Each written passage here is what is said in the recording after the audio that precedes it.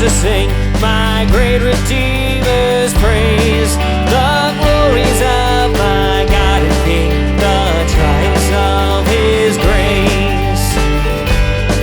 My gracious Master and my God, assist me to proclaim, to spread through all the earth abroad the honors of Thy name. So come on and sing out. Go loud, there is one great love. There is one great love. Jesus.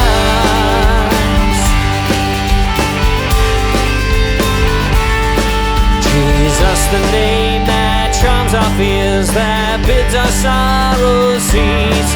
'Tis music in the sinner's ears, 'tis life and health and peace. He breaks the power of canceled sin, He sets the prisoner free. His blood can make the foulest clean, His blood availed for me. So come on and sing out, let our anthem grow loud. There is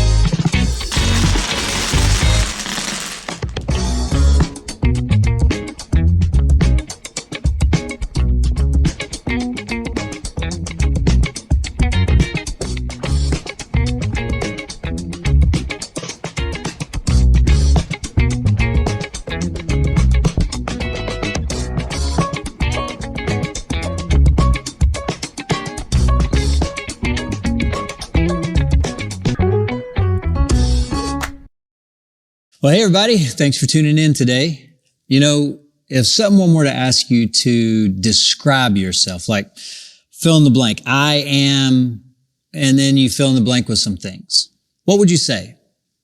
I mean, lots of things come to mind for me, like I am a husband, I'm a father, I'm a son, a brother, a preacher, a pastor, a minister. I'm a lover of movies. I'm at best, an average golfer. At worst, the worst golfer. I'm also a rabid University of Tennessee fan. I was born and raised in East Tennessee, and from an early age, my whole family just loved and cheered for the Tennessee Volunteers. It's why we have so much orange around CCC. Some of you will ask me from time to time, hey Dave, like what's up with all the orange in this place? Well, that's why. It's the color of the Tennessee Volunteers, and it's God's favorite color too. I actually have a picture that hangs on my office wall that my parents gave me when I moved to Maryland some years ago. It says, a Tennessean by birth, a volunteer by the grace of God. That's what I am. How would you fill in that blank for you? I am whatever. Did you know Jesus sort of went through that exercise? He fills in that blank for himself. All throughout the Gospel of John in the Bible, There are these moments where Jesus says, I am, and then he fills in the blank with these descriptors that we would be wise to become well acquainted with. So while we're embarking on this series over the next 7 weeks, all the way through Easter, and we're going to get to know Jesus in his own words. And we're asking everyone to jump into an I Am small group, dive into the daily reading guide we created, and show up for CCC services for worship and fellowship and teaching. You know, today we're starting in the 18th chapter of the Gospel of John with an incredible episode where Jesus makes maybe the greatest claim there is. Well, let's read through this episode and then we'll talk through it. John chapter 18, the first 11 verses. When he had finished praying, Jesus left with his disciples and crossed the Kidron Valley. On the other side, there was an olive grove, and he and his disciples went into it. Now Judas, who betrayed him, knew the place because Jesus had often met there with his disciples. So Judas came to the grove, guiding a detachment of soldiers and some officials from the chief priests and Pharisees. They were carrying torches, lanterns, and weapons. Jesus, knowing all that was going to happen to him, went out and asked them, "Who is it you want?" "Jesus of Nazareth," they replied. "I am he," Jesus said. And Judas the traitor was standing there with them. When Jesus said, "I am he," they drew back and fell to the ground. Again, he asked them, "Who is it you want?" "Jesus of Nazareth," they said. "I told you that I am he," Jesus answered. "If you're looking for me, then let these men go." This happened so that the words he had spoken would be fulfilled. "I've not lost one of those you gave me." Then Simon Peter, who had a sword, drew it and struck the high priest's servant, cutting off his right ear. The servant's name was Malchus. Jesus commanded Peter, "Put your sword away. Shall I not drink the cup the Father has given me?" So this scene here has taken place in the last week of Jesus' life, just before he's crucified. And it's a scene that might be familiar for some of you. It's the arrest of Jesus. And there's a whole lot in here. I mean, first off, what we see in this episode is this incredible claim by Jesus himself. It's there in verse 4 and 5 when it says, Jesus, knowing all that was going to happen to him, went out and asked them, "Who is it that you want?" "Jesus of Nazareth," they replied. "I am he," Jesus said. And we see that they responded in a real strange way when he said that. We'll talk about that in a minute. But here's what Jesus says. I mean, in the English translation of what is originally written in Greek there, for intelligibility purposes, the translators translate it, "I am he." But literally, the word he is not there. What Jesus actually said when he stepped forward in front of these Roman soldiers was, "I am." And that should ring a few bells for those of you who have some familiarity with key parts of the Bible. Like in Exodus 3, when God appears to Moses in the burning bush and says, "Hey, I want you to go to Pharaoh, go to the king of Egypt and tell him that I want you to let my people go." And Moses, he says, "Well, who should I tell Pharaoh that's sending me? Like, what's your name?" And God says, "Tell Pharaoh, I am sent you." Just the Hebrew verb, to be, I am. That's my name. In John chapter 8, earlier in the Gospel of John here, there's this astounding spot where Jesus' opponents are talking about Abraham, and Jesus looks them straight in the eye and he says, "Before Abraham existed, I am." Like he didn't say, "Before Abraham existed, I was," which would be amazing enough. He says, "I am," just like he says it here in John 18. And what Jesus is doing is he's taking the divine name of God upon himself. And that's astonishing. And you might be saying, "Dave, like, what's the big deal with this?" Well, when God uses the verb to be without an object, I am, without an object, he's saying quite a lot. Like we almost never use the verb to be without an object. We always say something like, "I am this," or "I am that," or we say, "I am because," but God never does. See, God says, "I just am." Like there's no beginning to me, there's not an ending to me, and there's no because to me. I don't depend on my being for anyone or anything. All things, All people depend entirely, every second, on me. You see, that's a staggering claim. But when a living, breathing human being, when Jesus Christ takes that name upon himself, claims that upon himself, well, that's a whole nother level. And it's also a problem for us today. And here's why. Jesus is saying something here that no other founder of any major religion has ever said. In fact, he's saying quite the opposite of what everyone else said. Exact opposite. Don't miss this. Because every other founder of a major religion was a prophet or a teacher or, something like that. And what they said was, this is the way to God. This is the way to find God. I've come to show you the way to God. Here's how you find God. But Jesus has the audacity to say, I am God. Jesus is not saying, I've come to show you how to find God. He's saying, I am the uncreated, beginningless God coming to you, looking for you, searching for you. So the founder of every other religion says, I've come to show you the way to God. And Jesus says, no, I'm God in the flesh, come to reveal myself to you. And those are completely different and utterly opposed to each other. And this is a problem for a lot of us today when it comes to religion. Track with me. The modern idea in our culture is that all the different religions, including Christianity, they're all pretty much good. Major religions are good. They help a lot of people. They help meet some needs for people. So they're all kind of sitting there before you, and you got to decide which one is best for you in particular. But Jesus won't let that happen.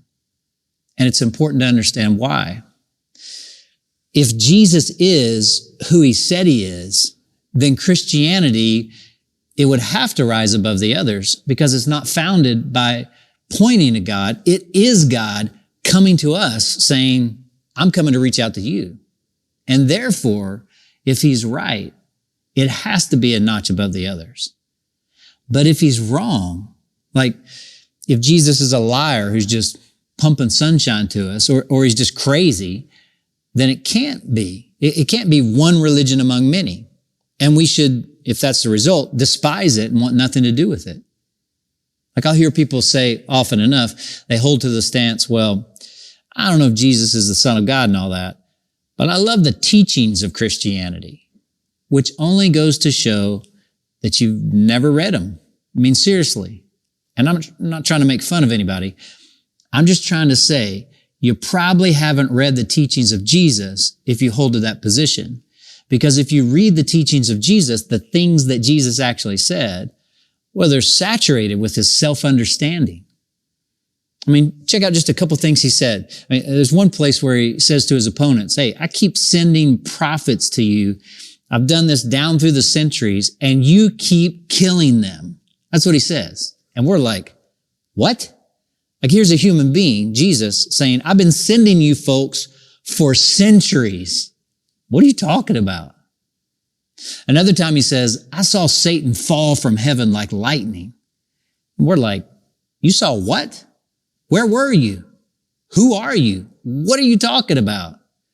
And this is on every page. So it brings us back to this. Either Jesus is who he said he is, which has to make Christianity a superior faith, or he's not who he says he is, and it's an inferior faith. But Jesus will not sit on the shelf with all the rest. It can't. And it's not a matter of hey, Dave, you're sounding quite intolerant here. No, I'm just listening and paying attention to what the guy said. Are you?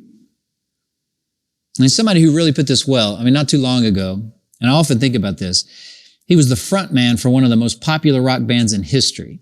When you think about what are considered some of the greatest rock bands down through the years, the Beatles, the Rolling Stones, Led Zeppelin, Metallica, the Grateful Dead, the Police, Foo Fighters, whoever. Well, you would have to include U2 in that company, I would think. And who's the front man for U2? It's a guy named Paul David Hewson, or better known as Bono. And Bono put this really well, what we're talking about here. He was being interviewed sort of at the height of U2's popularity when they were selling out stadiums around the world. And the interviewer says to him, hey, Jesus Christ has value and is ranked among the greatest thinkers of the world, but Son of God, don't you think that's a little far-fetched? And this is Bono who responds this way. He says, no, it's not. The secular response, he says, to the Christian story always goes like this. He was a great prophet. He had a lot of good things to say along the lines of others like Muhammad or Buddha or Confucius. But Jesus does not allow you to say that. Jesus says, no, don't call me a teacher or prophet. I'm saying I'm God incarnate. So Bono says we are left with really this. Either Christ is who he said he is, or he's a complete nutcase on the level of Charles Manson. And I'm not joking here. The idea, he says, that the entire globe, one half of the human race, has had its history completely changed by a nutcase, for me, he says, that's far-fetched. That's what Bono says. Some of you might be saying, well, hey, if Bono says it, well, the Bible must be true, But he's just being logical. And I know how uncomfortable this makes us because this kind of hurts our cultural understanding. But here's the deal. If you have a mild response to Jesus Christ, I'm not sure that has much intellectual integrity to it. If you hear what Jesus says about himself, and if you decide that he's right, then you got to fall on your knees in love and commitment to him and say, command me, and absolutely build your entire life around him. Or if you decide he's wrong, you should have nothing to do with him. You shouldn't want to read his teachings or find him inspirational at all. You should have absolute disdain for his faith. Or thirdly, it has an integrity to sort of temporarily be neutral because you're trying to figure it all out. But the thing that doesn't really hold water is to say, I kind of like Jesus. He kind of inspires me. I kind of like his teaching. I come to church ever so often. I pray a little bit. That doesn't really hold water. To tepidly respond to Jesus Christ means you're just not listening to him and you don't even know who he is. Do you see why this is important? This is the greatest claim in history, gang. Now, what happens next in John 18? It's pretty fascinating. Jesus gets out there and he says, I am. And what happens? You remember? This is verse 6 when Jesus said, I am he, and they drew back and fell to the ground. All right, so what's this all about? I mean, if we go back up to verse 2 and 3, here's what it says. So Judas came to the grove, guiding a detachment of soldiers and some officials from the chief priests and the Pharisees. They were carrying torches, lanterns, and weapons. Now, that word detachment is a formal word, a formal name for a group of Roman soldiers. And there could be three different meanings for this word. It could stand for a Roman cohort, which would have been made up of 600 soldiers. It could have stood for a cohort of auxiliary soldiers, which would have been about 1,000 men, including 240 soldiers on horseback. Or it could stand for a maniple, which was made up of 200 soldiers. Okay, so even if we take it to mean the smallest force there is there, 200, that's quite a group to send after a Galilean rabbi, don't you think? And either way, these would have been imperial troops. I mean, they would have been battle-hardened soldiers, tough guys, no matter how you look at it. And here is this meek, mild-mannered carpenter, this teacher or philosopher, this rabbi. And he stands up and he says, I am. 2 words, I am. And this entire Roman troop is knocked flat on their backs. Why? Well, it's because, and we see all throughout the Bible, nobody can stay on their feet in the presence of God. Everybody kind of loses their footing. And there are all these examples of this all throughout the Bible. It's like you could go back to Ezekiel 1, and in Ezekiel, God appears to Ezekiel and he's just knocked flat. Or you can go to 2 Chronicles 5, and in 2 Chronicles 5, they just dedicated the temple. When they dedicate the temple, the glory of God comes down like fire, and we're told that the priests couldn't stand to minister. Literally, they were knocked flat. They couldn't stand up. Or in Isaiah 6, the prophet Isaiah comes into the presence of God and he says, woe is me, I am just undone, I'm coming apart, and he's just knocked flat. So all throughout the Bible, we see that nobody can stand on their feet before the glory and power of God. They all lose their footing. They're all knocked down.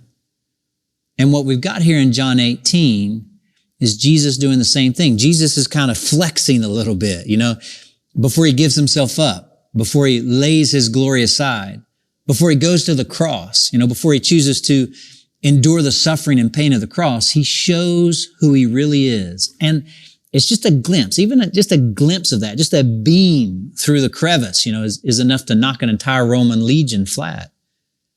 Because in the unveiled presence of God, nobody can keep their footing. And here we are again, up against the way our culture approaches spirituality. Like when most people think of being spiritual, and most people in our culture say, hey, I'm not religious in any sort of way, I'm spiritual. Well, what people are tending to think about is this. When they think about being spiritual, they think, hey, God is a divine presence, God is a divine spirit of love, and spirituality means I'm in tune with that, and spiritual feelings mean warm, wonderful, inspiring, positive, uplifting things. It's all incredibly squishy, I would say. But that's not reality. When people actually got near even a portion of God's glory, they were terrified. It was traumatic. It wasn't warm. It wasn't wonderful. It knocked them down. Nobody can stay on their feet in the unveiled presence of God. Everybody's knocked over. And this isn't as weird or out of reach for us to understand and identify with as maybe we might think. Like when you get in the presence of some sort of human superlativeness, it can knock us off our game. When we get in the presence of someone who is big time in some sort of way, we can get a little jelly-legged, I used to play basketball at a particular place with a particular collection of guys a couple of times a week in the early morning. And one of the guys who would sometimes play with us, he was about 6'9", 6'10". He was just a mountain of a man. He was physically imposing, and he was chiseled like a statue. He's just a house. He had played college ball in West Virginia, and then he played overseas for a while, and then he was with the Harlem Globetrotters. And in their off season, he lived around here, and our run in basketball worked for his schedule. So he would get in a run with us, I think just to stay in shape. Now, he was a quiet, humble, pretty reserved fellow overall. And he read the room. He knew he was playing with some average Joes. But every now and again, he would have a burst, like he blazed down the court, just streak from one end of the court to the other with such ease and fluidity and furiosity too, such power and grace, that combination. And he'd just glide through the air and, reverse dunk the ball or something. It would happen in just a flash, just a couple of seconds. And we get this glimpse of who we were really playing with. He hardly ever dominated like that. But when he did, the rest of us would be like, oh my goodness, holy cow, what just happened? I'm taking my hot tops off because I don't need to be on the same court with this guy. It was just so cool. You may have had some moment like that in the presence of someone's superlativeness. And if that's how it is to be in the presence of human glory, if you kind of like sense yourself being taken aback, maybe getting all jelly-legged or fumbly, why do we think it would be any different with God? It would actually be far worse. That's why when Isaiah went into the temple and he saw the Lord high and lifted up and he saw the cherubim singing, holy, holy, holy, and there was smoke in there and he could hardly see in there, but he got near the glory of God and he said, oh, woe is me. I am undone. I'm coming apart. See? He was falling apart, Isaiah was. And so was everybody in that olive grove in John 18. Nobody can stand in the presence of God. And that's what we're seeing here in this episode in Jesus. We have completely lost this idea in our culture. We just think of God as some sort of warm fuzzy. We have reduced him to someone small. So many people think of Jesus as a nice guy with nice sayings who did some nice things at one point in time. Does your picture of Jesus need to expand? Fortunately for us, the majesty of Jesus, the vastness of Jesus, the power and glory of Jesus, it doesn't keep us from being able to know him and trust him. He is still so approachable. And that's on display here too in John 18. When they say they're looking for Jesus of Nazareth and Jesus says, I am, and they're all knocked flat there. And we don't know how long they're like that. Maybe they're scared to death because of his flexing a bit there. But then Jesus sort of restarts the conversation. Maybe he clears his throat to settle him down, and he says, who did you say you were looking for again? One guy says, Jesus of Nazareth, maybe sheepishly. And in verse 8, Jesus says, I told you that I'm he. If you're looking for me, then let these men go. The Bible tells us this happened so that the words he had spoken would be fulfilled. I've not lost one of those that you gave me. Now, gang, this right here is why we can trust him. Keep in mind that when the soldiers arrived, all the disciples were in mortal danger because, again, the soldiers probably numbered 200 people at least. And protocol was, if you are arresting someone, you also arrest his followers. There's about a dozen of them with Jesus, and they were almost certainly going to be taken in prison, which means nobody would have heard of them again. But Jesus deliberately says, hey, it's me you want. Are you seeking me? He says, are you demanding me? That's what it literally means. Then he says, let them go. And ironically, or maybe not ironically, the words let them go means forgive them. Forgive them and take me. Me for them. Substitution, gang. Let them go and take me. And this is the heart of our faith. What's going on here is the great exchange. This incredible cosmic swap is happening right here in the garden. Jesus, in all his power and glory, gives himself up for us in all our weakness and sin. And this is the gospel. This is the heart of our faith. And this is the heart of God toward you. Do you see? The great I am is saving his followers. That's what he's doing here in John 18 for them. And that's what he's done for you too. This is why the concept of Jesus being the I am is so crucial. If he is God, he has the right, he has the position, he has the authority to be our substitute. He is qualified to be our substitution in a way that no one else could be. He went to the cross and he took on our sin. And what gives him the right to do that is because he's the I am. You and I have to have this, or we're not going to stand one day on that great day of judgment. It's me you want, he says. I'll take their place. Forgive them. Do you believe this? Imagine believing this to the bottom of your heart. If you believe that Jesus Christ is God in the flesh, the Son of God, the great I am, the one who came to earth and instead of smiting us, though he obviously could have, just look what he did to these Roman soldiers with just a glance. But he went to the cross and took our sin so that we would not be undone. Then our response should be to fall before him with our entire lives, to build our lives around him. Or, if you're not sure if you believe this, I want to encourage you to keep coming back. This series could be just the investment you ought to make. This scene, it's so crazy. This man speaks 2 words. Jesus speaks 2 words, and an entire attachment of soldiers falls flat. And then he says, but hey, I'm going to hand myself over. You can take me. I'm going to give myself up for them. It's remarkable. And I love how it ends. It's so comforting to me. Did you notice that with Peter, at the end of the episode, what happens? I want you to know how comforted I am by what Peter does. Keep in mind, Peter has been with Jesus for 3 years. He's been in this 3-year graduate training with Jesus. And Jesus has been telling him about this very moment, about the cross, about what he's going to do. If you go back through the Gospels, John, Matthew, Mark, Luke, Jesus has been saying all along the way, hey, I didn't come to rule, I came to die. I didn't come to pick up the sword, I came to give my life. I'm going to be betrayed, Peter. I'm going to be given into the hands of the chief priests.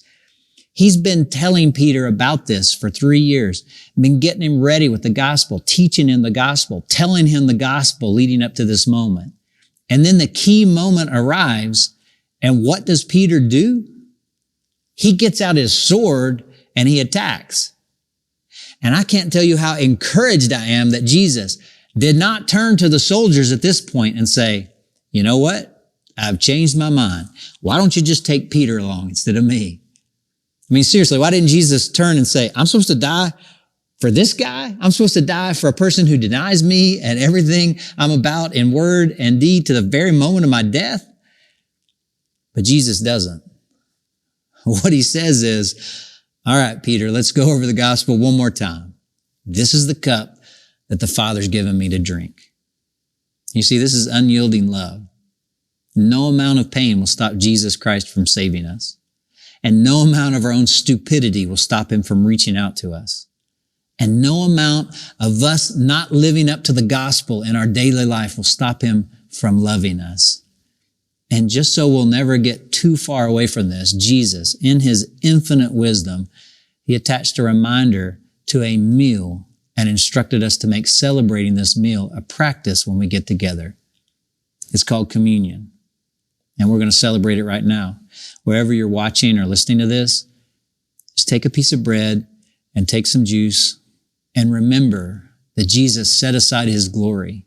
He emptied himself of what was rightfully his. He humbled himself and became obedient to death on a cross so we could be forgiven and we could be free and full of life and hope. We're going to take a few moments and celebrate communion. Go ahead and grab some bread and juice and feel free to take them in your own time. Communion helps us remember Jesus' sacrifice for us. We eat the bread as a reminder that he gave himself up for us, and we drink the juice as a way of remembering his blood was spilled for each and every one of us. Now is a great time to reflect on how much God loves you, how much he accepts you and wants to be connected with you. So much that Jesus was willing to die so we could each be forgiven. Let's spend some time remembering Jesus.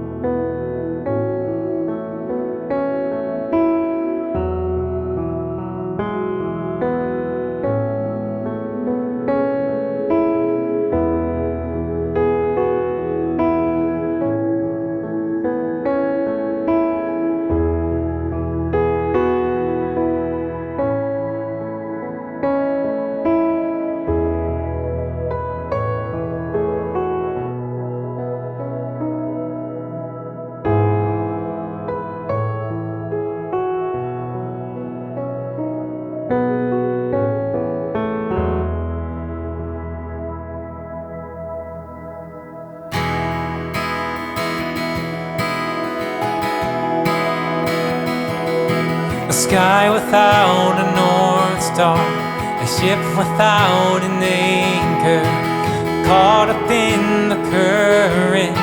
My heart is prone to wander. All the roads I've taken lead me back to nowhere.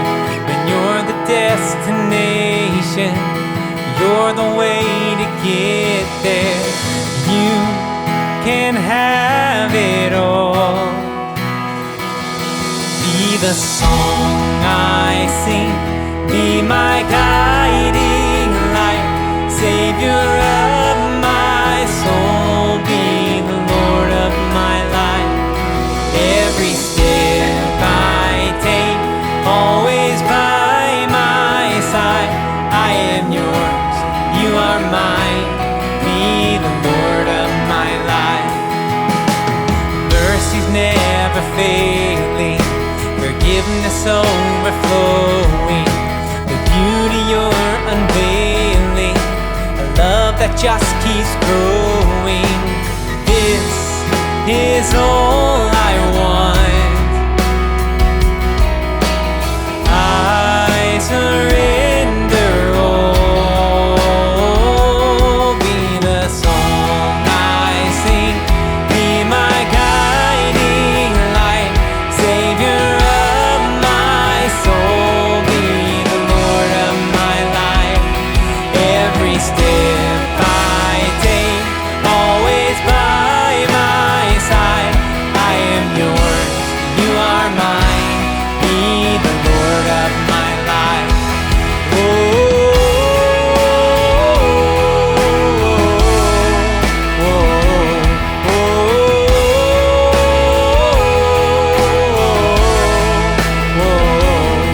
I wanna go where you go, wanna move where you move. I wanna love who you love, watch you break on through. I wanna go where you go, wanna move where you move. I wanna love who you love, watch you break on through. I wanna go where you go, wanna move where you move. I wanna love who you love, watch you break on through. I wanna go where you go, wanna move where you move. Watch you break on through, break on through.